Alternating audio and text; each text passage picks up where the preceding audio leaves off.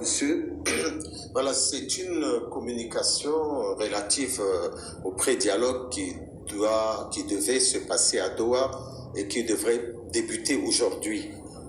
Ce pré-dialogue va connaître un léger glissement.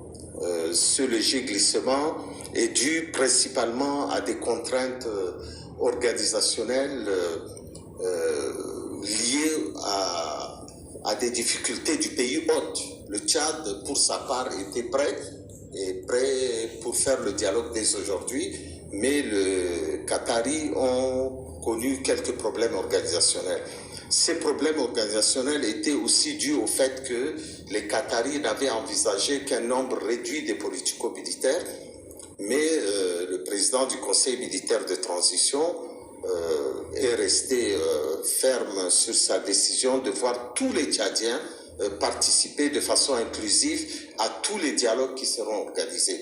C'est pour ça que les personnes identifiées par le CETES et avec qui le comité technique spécial a pris des langues doivent tous participer. Ils sont au nombre de 59 et nous voulons respecter cela. Ce respect de ce nombre-là a peut-être été l'un des problèmes majeurs qu'a rencontré le Qatar, mais ce problème a été définitivement résolu et nous en sommes satisfaits parce que c'était quand même un préalable du gouvernement tchadien.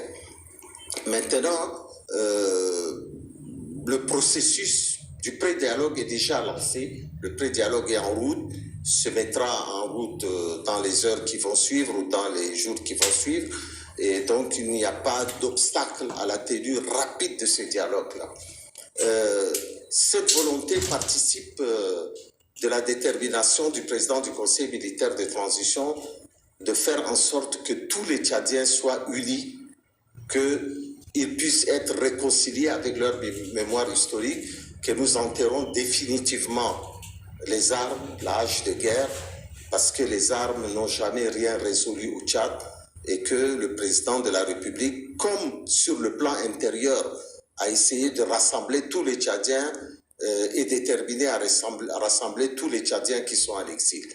Alors, ce dialogue-là ne remet en aucun cas en cause la date fatidique du 10 mai, qui est une date qui est déjà actée pour le dialogue national inclusif. Donc, qu'est-ce que ça veut dire? Ça veut dire que ce dialogue avec le politico-militaire ira très vite, se tiendra très rapidement et nous allons très rapidement prendre les résolutions issues de ces dialogues pour que le comité de dialogue national inclusif, le CODNI, qui est chargé de l'organisation du dialogue, puisse mettre le rapport issu de ces dialogues dans le rapport général du CODNI pour que le 10 mai, les Tchadiens se retrouvent rapidement autour de ce grand dialogue tant attendu par notre peuple et qui suscite énormément d'espoir chez les populations tchadiennes, chez les hommes politiques, dans la société civile, pour la renaissance de notre pays et pour que nous puissions aller vers des élections libres, transparentes